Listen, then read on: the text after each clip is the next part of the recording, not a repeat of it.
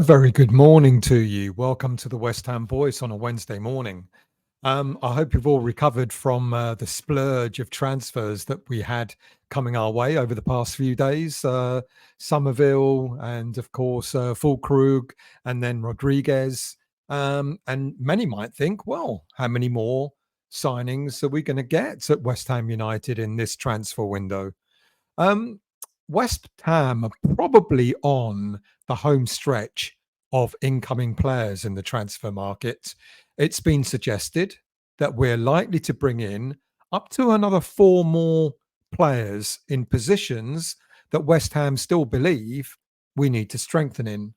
But of those four transfers, three are reliant on players having to leave the club. If you're new to the channel, please do become a subscriber. I just went over the 7,000 subscriber mark the other day. Thank you so much for that. If you've yet to subscribe, it doesn't cost you anything to do so, and all the content is free, as always. And if you like the content, if you like what you see and like what you hear, please do hit the like button, because every time you hit the like button, apparently the algorithms in YouTube sort of seem to go berserk and elevate the channel even further. We know what transfers we brought in already. We've managed to strengthen in a number of areas that we were desperately in need of, such as the left side of attacking midfield with the signing of Crescencio Somerville. We've strengthened in attack with the signing of Nicholas Fulkrug, and we've even managed to add a bit more steel in central midfield with the arrival of Guido Rodriguez. Of course, these are followed up by the earlier signings in the transfer market. Wes Foderingham in goal, Max Kilman in central defence, which was clearly an area that we still need to work on.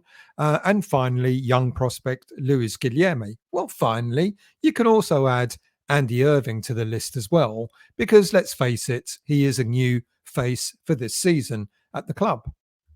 But we still have work to do. We're still in desperate need of a new right back.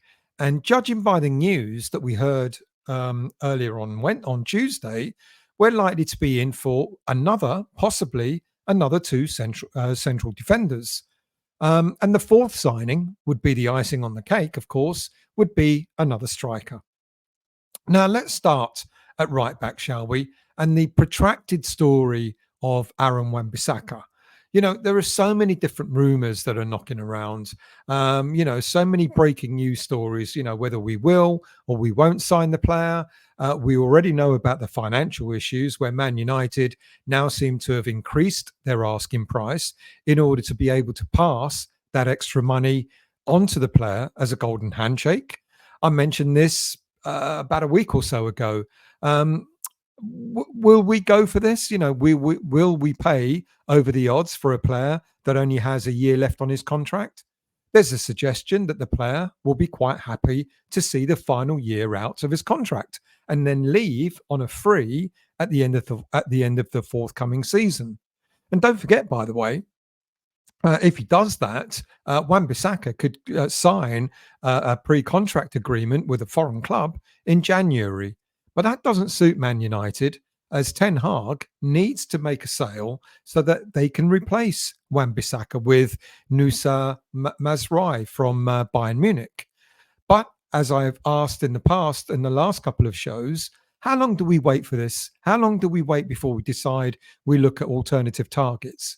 Well, have no fear, because super agent and friend of David Sullivan, Will Sorthouse, is apparently on the case to get this all through. But let's say, for argument's sake, the Wan-Bissaka deal just doesn't happen. We have to look for alternatives. And there is, of course, still talk about free agents, Sergi Roberto, who was at Barcelona. His contract has now come to an end. The only problem with this is that Roberto is not much younger, actually probably the same age as current right back Vladimir Coufal. Now, we need a right back who can get up and down the flank, as what Lopetegui is going to expect from his fullbacks.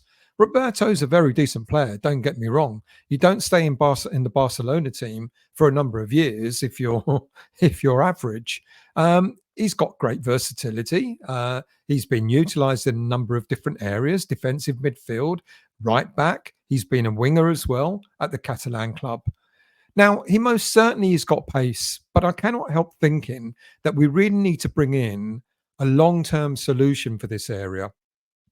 Our defense was shocking last season, and yes, I get the point that fans tell us that if you don't have protection in front of defense in midfield, then defense is going to be overstretched, and I get that, I understand that. But when it comes to the right back, we really need a player who's got a proper right back in the club that's going to be there possibly for a good couple of years. And I don't have an issue necessarily with Roberto, but I kind of hope that we actually go for a, a proper right back that we can get in, who will be at the club for 2, 3, 4 years. Because otherwise, if we keep getting, I don't want to call Roberto a stopgap, but if we keep getting players like this in, who are at the tail end of their own careers, etc., then it's only going to be another season or so before we have to start looking for those positions again. Then, of course, we've got the news of John Duran, that apparently we're still interested in the player and that a potential deal could happen, but maybe not just yet. Now, Duran returned to training with Aston Villa on Tuesday, and the Villa fans are not too enamoured with his return. I think his time there is untenable. I can't see him staying at the club for the upcoming season. I can't help feeling what I said recently may happen, in that we will make a last minute bid for Duran, probably late on in the transfer market, with a possible loan with an obligation to buy for around about the 35 odd million pounds that Aston Villa will want. But however, this is dependent on a couple of things. The first being whether Aston Villa would agree to such a financial deal, or whether they need the income now in regards to committing to continue to strengthen their own squad. The second issue, of course, is that we would end up with four strikers. Now, given that we're not in Europe, there's no way we're going to keep four strikers on our books at West Ham United. Now, we have tried to move on Danny Ings. Apparently, when a few weeks ago, when Southampton came in with a £6 million bid, we offered that to Danny Ings, but he turned it down. Now, many people are saying it's because he doesn't want to take a drop in his salary, which is around about 120 odd thousand pounds a week. But when Southampton did come knocking, we agreed to part subsidise his salary so he didn't miss out. But Ings didn't want to leave. So it looks like we've got Ings for the upcoming season. And that, of course, leaves Mikel Antonio. Now, he was fighting talk when he did a recent interview with on the West Ham website about a week or so ago. Talking about he's still the number 9. He's not got the number 9 shirt for no reason, and he's going to fight for his place. Now, if you recall, he was clearly unhappy a couple of seasons ago when we signed Gianluca Scamacca, and I don't think he will be that enamoured by the signing of German international Nicholas Füllkrug. In my mind, Füllkrug is going to start get most games, and Antonio is not likely to be best pleased. So if we're trying to bring in Duran as well, I can't see that Antonio will want to stay. Maybe not even Ings staying at that point. And it could be that if we do push for a late bid for Duran, then Antonio is likely to be leaving as well. He's been pushing for some time for a big money move. He did get a slight increase in his wages to take him to around about £100,000 a week. But possibly Antonio could look for pastures new, where maybe somewhere like Dubai, somewhere like the Saudi, or somewhere like America, where he could actually get that bit more money in the final years of his playing days. I can't see that he would stay if we go for Duran. But like I said, I think it'd be a late deal if it happened. Now, other areas, of course, is centre back. And these are the two. I said we could look at bringing four players in. One's a right back, one's a striker potentially, and there are two centre backs that we might be looking to bring in. And now, look, I said the other day that after the defeat to Wolves in the Stateside Cup in America, I suggested that Kurt Zuma's days as a West Ham player were more or less over. In Monday night's West Ham Weekly that I did, Monday just gone, I went one step further to suggest that if we're not able to sell him, then West Ham might seriously consider a severance deal to terminate his contract. Well, lo and behold, on Tuesday, we heard that there is indeed a club interested in the player, and that's in the United Arab Emirates. And it's a side called Shabab Al Ali in Dubai. Now, there is an issue, of course, that of a medical that Kurt Zuma's going to have to take and try and pass. And we know that his knees are not the best. So it's touch and go. I mean, the deal will be a free transfer. We won't be looking to take any money, but we are trying to look at getting the player off our wage bill of 125 odd thousand pounds a week. So if he does pass his medical, it looks like Kurt Zuma will finally be leaving West Ham United. And of course, we've known for a long time that Naifer Gerd is also likely to leave West Ham.